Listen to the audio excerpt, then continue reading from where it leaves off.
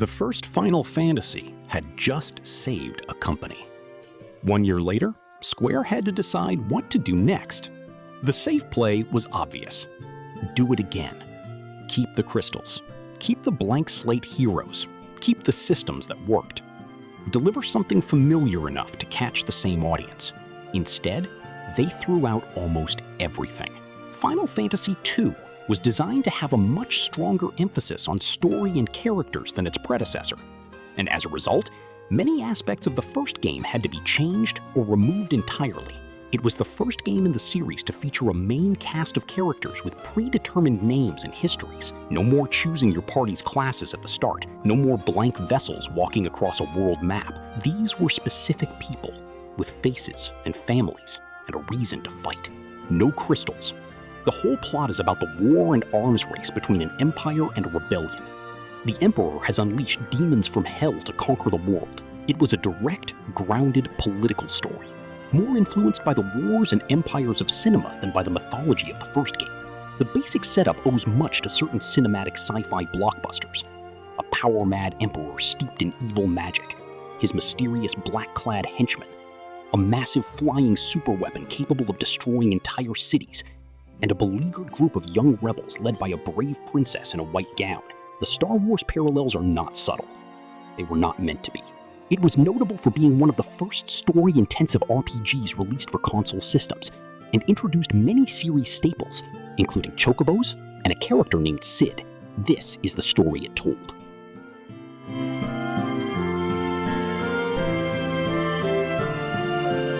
The Emperor of Polymecia summons monsters from hell to dominate the world. Firion, Maria, Guy, and Leon are orphaned when the Empire attacks Fynn, and they are cut down by Imperial soldiers as they flee. That is how Final Fantasy II begins. Not with a prophecy, not with a call to adventure, with 4 young people running for their lives, cut down in the road and left for dead. 3 of them wake up. Firion, the oldest of the group and the one who will carry the story forward, opens his eyes in an unfamiliar room. A white mage named Minwu is tending to his wounds. Maria and Guy are also alive, but Leon, Maria's brother, is nowhere to be found. The survivors find themselves in Altair, a small town where the remnants of Fynn's resistance have gathered under Princess Hilda, the last organized opposition to Polymecia's expansion. Though they ask to join the rebellion, Hilda refuses, citing their youth and inexperience. Firion, Maria, and Guy have no home to return to. They have nothing but each other and the need to do something useful with their survival. So they go looking for a way to prove themselves. On the road back through Fynn, they find Prince Scott of Cashuan dying in an abandoned building, one of the last casualties of the battle for the city. He tells them of a betrayal. Count Borghen has defected to the Empire. He asks them not to tell Hilda his feelings for him and presses his ring into their hands before he dies. That ring, delivered back to Hilda in Altair, is enough. She lets them join the fight.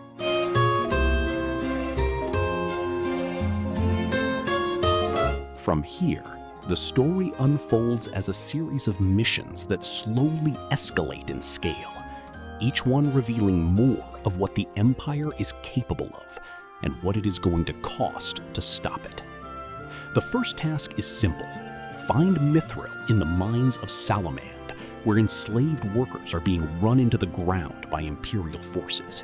Firion's group frees the miners, secures the Mithril, and begins building a reputation inside the rebellion. But the Empire is already several moves ahead. The Emperor has been constructing the Dreadnought, a massive airship capable of destroying entire towns, and it lifts off from the port town of Bafsk before they can stop it. The rebellion now has a deadline. The Dreadnought has to be destroyed before it can be deployed at full scale. The answer lies in the Sunfire, a source of flame powerful enough to destroy the ship's engine from within. Securing it requires navigating Castle Kashuan, the fortress of Scott's surviving brother Gordon, a man who has spent the war paralyzed by the belief that he is a coward. He joins Firion's group because he has run out of reasons not to. When the Dreadnought finally lands to resupply, the group moves quickly, boarding the ship, releasing the sunfire into the engine, and escaping before the explosion tears through the hull. But before they make it out, Maria catches a glimpse of a dark knight aboard the dreadnought. She recognizes the voice. She doesn't say anything yet. The ship goes down. The rebellion claims a victory, and then they discover that the Hilda they rescued from aboard the dreadnought is not Hilda at all, but a Lamia in disguise, a shapeshifter planted by the Emperor to infiltrate Altair. The party kills the imposter and rescues the real Hilda, successfully reclaiming Fynn from the Imperial forces. It is the rebellion's first genuine territorial victory. It does not last long.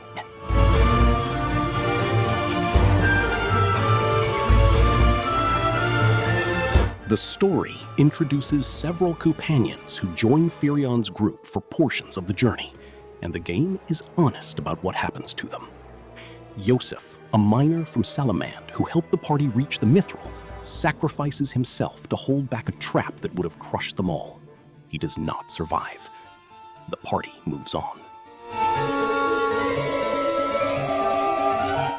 Minwu, the white mage who saved Fyrion's life at the beginning and served as Hilda's most trusted advisor, goes ahead of the group to the Tower of Mysidia, searching for the Ultimatome, a weapon of last resort sealed away in an earlier age. He reaches it. Breaking the seal requires everything he has.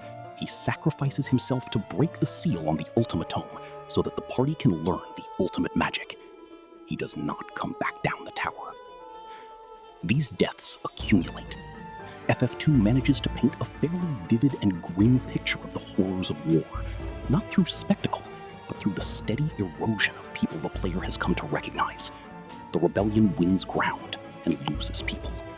The people do not return. Meanwhile, the Empire's reach continues to expand. The Emperor summons a giant cyclone, destroying the towns of Paloom, Altair, Gatreya, and Poft, and moves it toward Fynn. The rebellion has to act immediately, or there will be nothing left to defend. Ricard Highwind, the last surviving dragoon, a warrior from the fallen kingdom of Dazed who has been searching for Ultima to avenge his homeland, summons a wyvern to carry the party into the cyclone. They ride it into the heart of the storm.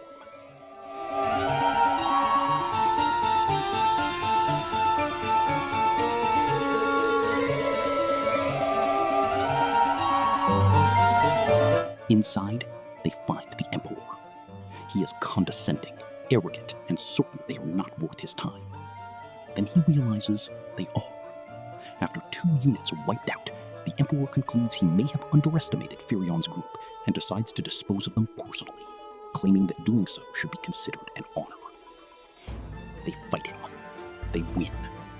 The cyclone dissipates. The surviving towns begin to breathe again. Fynn erupts into celebration. And then the news arrives.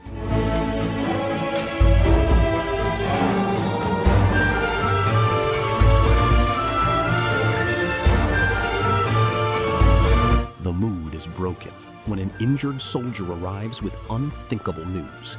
The Dark Knight has taken over the Empire and is attempting to rebuild it. The Dark Knight has been a shadow presence throughout the story, a figure in black armor glimpsed on the Dreadnought, commanding Imperial forces, efficient and merciless. The rebellion has been fighting him at a distance for some time. Now, he has declared himself Emperor of Palamisia. Maria knows. She has known since the Dreadnought. The Dark Knight is Leon, her brother, the 4th member of the group that fled Fynn together and never woke up. At some point after the attack on Fynn, the Emperor had Leon captured, then brainwashed into becoming his Dark Knight. The person they have been fighting, the person now sitting on the Imperial throne, is Maria's family. Hilda asks the group to go to Palamisia and convince Leon to stand down. Sid, the airship pilot who has been a fixture of the rebellion's operations, gives them his ship from his deathbed and asks them to take care of it. Then he dies. They fly to Palamisia. The castle is a gauntlet, the most dangerous place they have entered.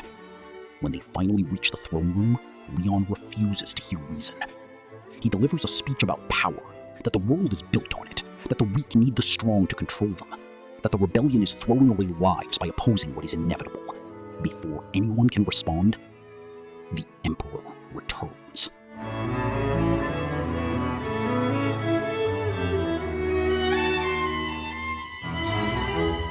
The Emperor reappears in the throne room in a new demonic form. He has become the ruler of Hell and returned to destroy the entire world. When the Emperor died inside the Cyclone, he descended to Hell, and rather than stay there, he conquered it. He is no longer interested in ruling Palamecia, in empires or armies or territory.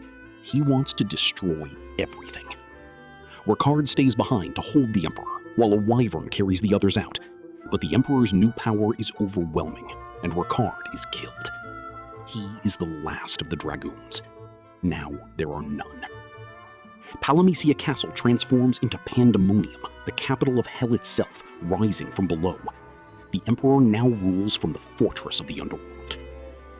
Leon, confronted with what his master has become and what the Emperor intends to do with the world, makes a choice. He agrees to help the group end it. The party travels through the Jade Passage, an underground tunnel connecting the living world to the underworld, and enters Pandemonium from below, the only way in left open.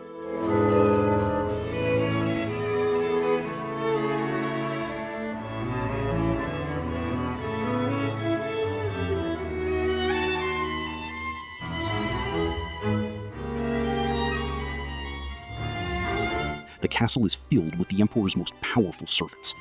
They fight through to the throne room at the top.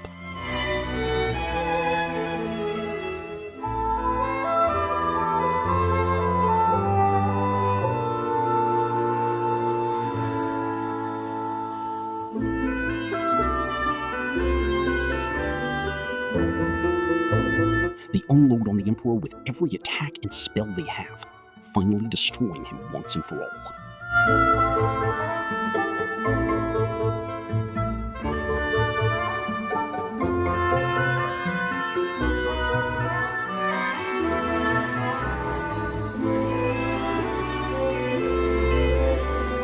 The castle returns to normal. The victorious party returns to Fynn. As the surviving townspeople and rebels celebrate in the streets, Maria asks Firion, Guy, and Leon if they can go back to living together. The four of them, the way they were. Leon refuses. He walks away. Firion doesn't ask him to stop.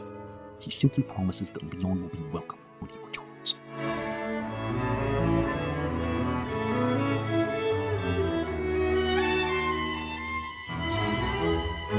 Final Fantasy II is not a polished game. It is an ambitious one. And in 1988, ambition in a console RPG was itself a kind of achievement. It looked at the blank slate heroes of the first game and decided that wasn't enough. It looked at the familiar RPG systems of its moment and decided to build something different. Not everything it built worked, but the impulse to tell a real story with real characters about something that cost people something defined what Final Fantasy would become. Of course, it needed to be polished, but it was a good sign. Every entry in this series that has ever made you care about a character, or grieve a loss, or feel the weight of a war, owes something to the choices made here, in a game most Western players didn't play for 15 years. The Warriors of Light saved the world and were forgotten. Firion, Maria, and Guy saved the world and went home. The franchise kept moving, and it took everything Final Fantasy II had figured out